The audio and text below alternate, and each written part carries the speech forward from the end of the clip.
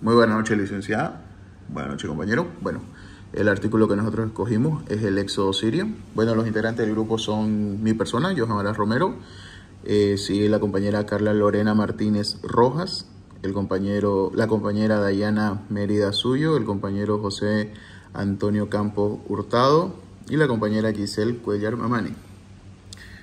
Bueno, siguiendo con el tema, yo le voy a hablar un poco del éxodo sirio.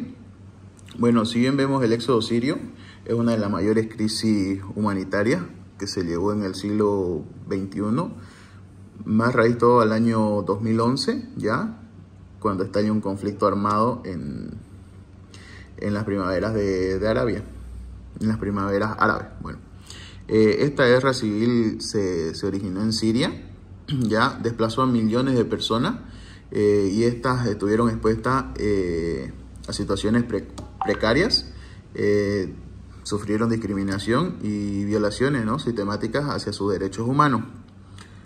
Bueno, siguiendo con el tema, yo le voy a hablar un poco del resultado del conflicto armado. Bueno, en el conflicto vemos que comenzó con protestas políticas contra el régimen de Bashar al-Assad, ¿ya? Pero esto, pucha, se escaló, se disparó a una guerra civil muy rápidamente, ¿ya? Agravando, ¿no? Por divisiones de tanto sectarias como por la intervención de potencias extranjeras como Turquía, como Rusia, ¿no? Ellos convirtieron a Siria, como quien dice, en su patio de lucha, ¿ya? En su patio de guerra, ¿ya? Y esto fragmentó geopolíticamente a Siria. Bueno, con la violencia que se vivió, se forzó a millones de personas, ya, a millones sirios, a abandonar su país, ¿no?, y migrar a otras regiones. Bueno, siguiendo con la explicación, les voy a hablar un poco sobre la crisis alimentaria. Bueno, más allá del 50% de la población, vemos que sufre, pues, ¿no?, una inseguridad alimenticia, ¿ya?, gracias a esta guerra, ¿no?, que destruyó los campos de cultivo, destruyó las carreteras, los sistemas de riego, el elevado costo, ¿no?, para poder ingresar y poder salir. Los niveles de hambre y de nutrición se fueron por las nubes. Siguiendo con esto, tenemos la distribución la destrucción de la infraestructura. Bueno, se han visto reportajes, ¿no?, que, pucha, hay hospitales en situaciones precarias, escuelas cayéndose a pedazos, viviendas. Han sido, pues, como quien dice, las que pagaron los platos rotos, ¿no? Se han visto miles de edificios, personas que no tienen, pues, servicios básicos, ¿no? Siguiendo con esto, les voy a hablar un poco sobre la violación de los derechos humanos. Bueno, vemos que en toda parte de este conflicto se han cometido crímenes graves, como tortura, como ejecuciones, uso de armas químicas, explotación sexual. Las mujeres y niños y adultos mayores son el grupo más vulnerado, ¿ya?, siendo las mujeres, ¿no?, víctimas de trata, trabajo forzoso, y siendo violentadas, pues, mujeres y niños, ¿no? Le cedo la palabra a mi compañero.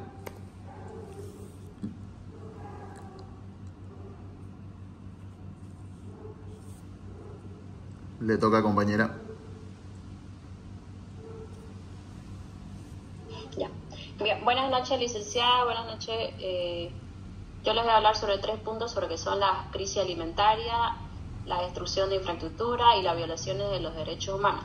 En primer lugar, la crisis alimentaria en Siria no es solo la falta de comida, sino la destrucción sistemática de la capacidad productiva del país.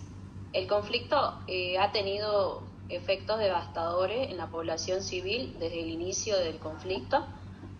La producción agrícola en Siria se ha visto gravemente afectada. La guerra ha destruido las infraestructuras claves como los campos de cultivo, almacenes de granos, sistema de riego y redes de distribución. Las áreas que alguna vez fueron productivas, especialmente en el norte y en el este de Siria, han sido arrasadas por los combates, lo que ha reducido drásticamente la disponibilidad de alimentos.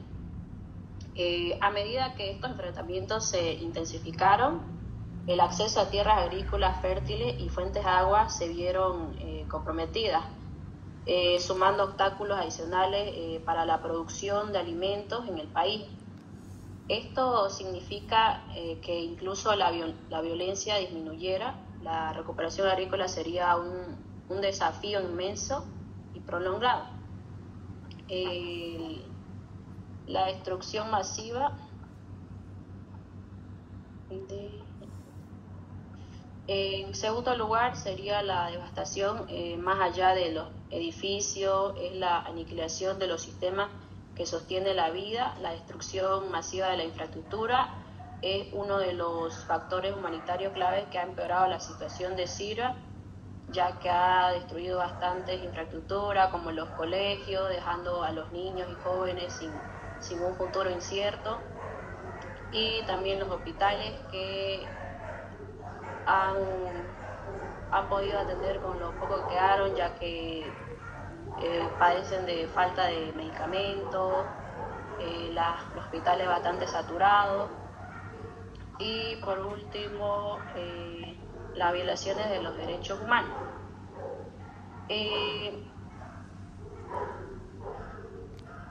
Finalmente, las violaciones sistemáticas de los derechos humanos son un factor humanitario importante que configura un escenario de sufrimiento y vulnerabilidad para millones de personas en Siria. Esto abarca un amplio espectro de abusos que generan un ambiente de miedo, desplazamiento y vulnerabilidad extrema, ya que mucha gente se ha tenido que aislar por otros lados, migrar a otros países.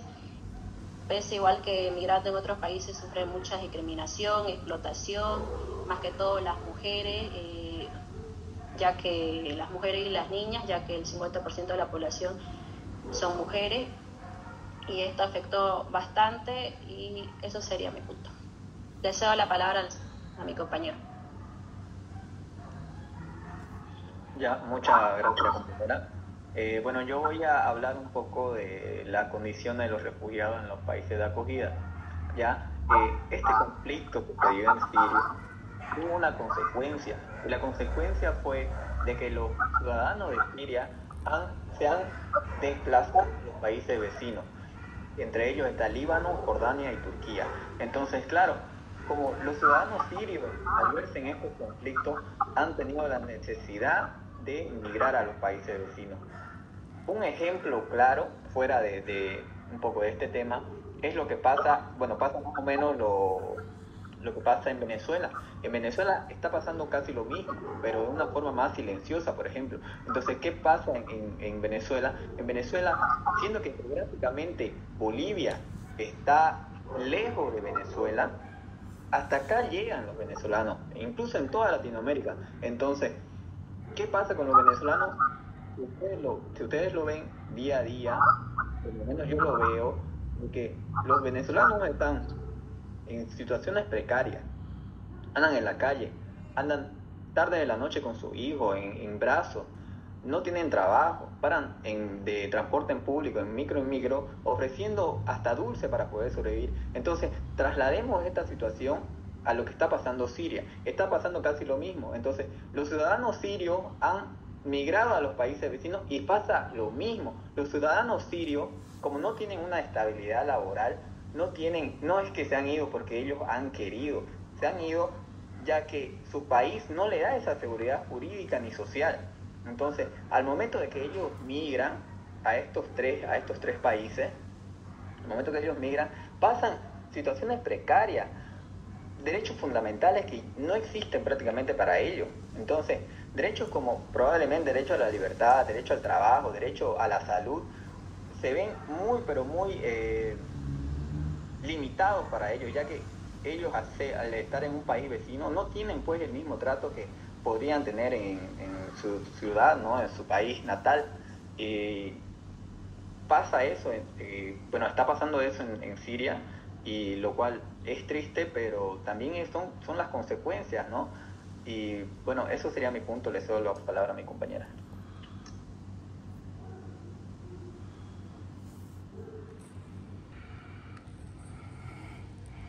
Ya, buenas noches. El primer punto que voy a hablar es de la caída del régimen de Bashar. En este punto,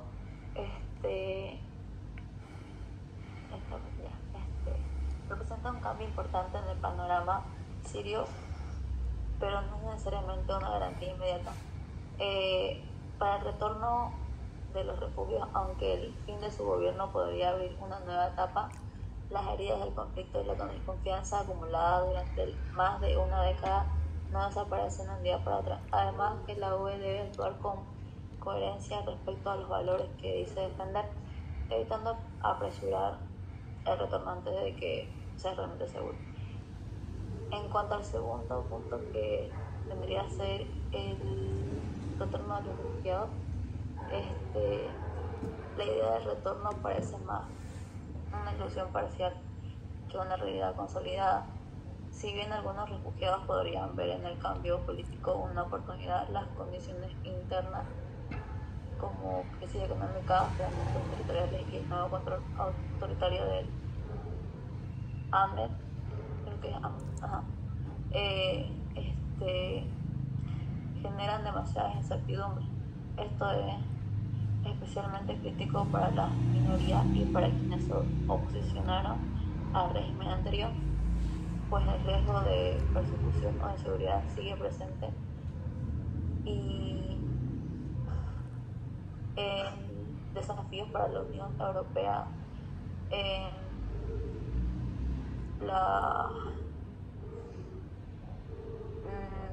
la presión sobre su sistema de acogida. Por otro,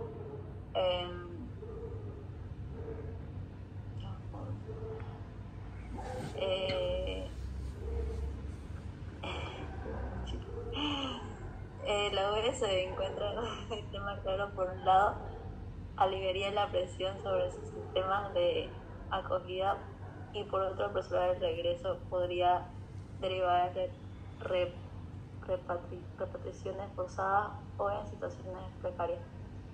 El debate debería centrarse en cómo garantizar que cualquier regreso sea verdaderamente voluntario, seguro y sostenible. Gracias. Le cedo la palabra a mi compañera.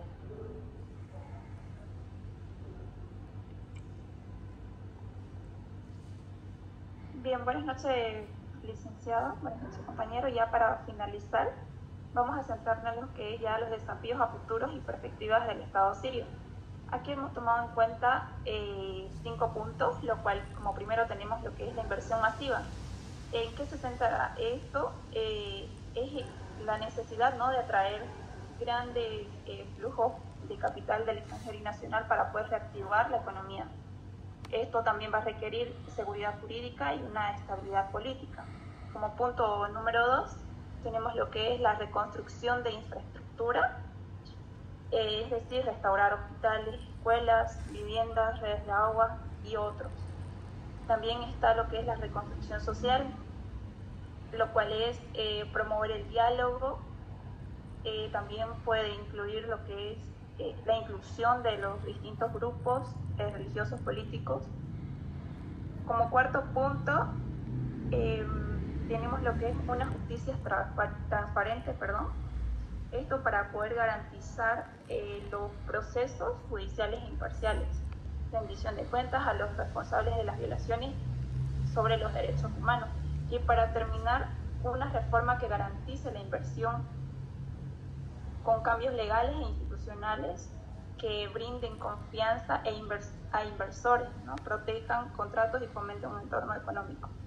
En resumen, lo que se centra en estos 5 puntos vendría a ser lo que apuntan a que sin justicia y sin leyes confiables, ¿no?, una reconstrucción económica la reconstrucción económica de Siria no será sostenible. Ya para concluir, aquí vemos, dice, el caso de Siria demuestra que cuando un país pierde su institucionalidad, seguridad jurídica, el comercio y la economía formal colapsan, quedando solo la supervivencia informal. La ayuda humanitaria es necesaria, pero no sustituye un sistema económico sólido. De igual manera podemos decir que es una ayuda paliativa, ¿no? Pero esto no es suficiente para poder reconstruir un sistema económico sólido. Y aquí lo relacionamos con nuestro país, que en sí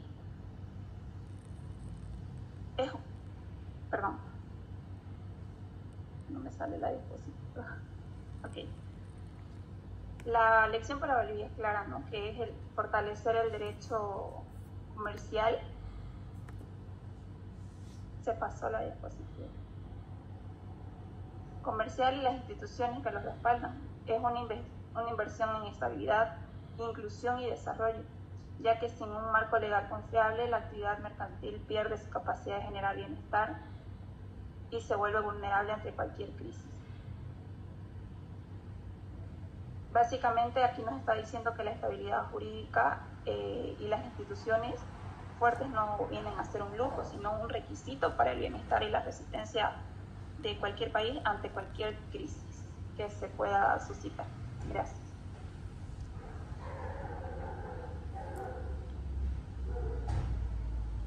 Bueno, ese sería el tema que nosotros escogimos, ya, que estuvimos dialogando y viendo. Y aquí con este video tocamos un poco más, ¿no? Y profundizamos sobre el tema que ya se ha hablado. Eso sería todo por parte de nosotros, doctora.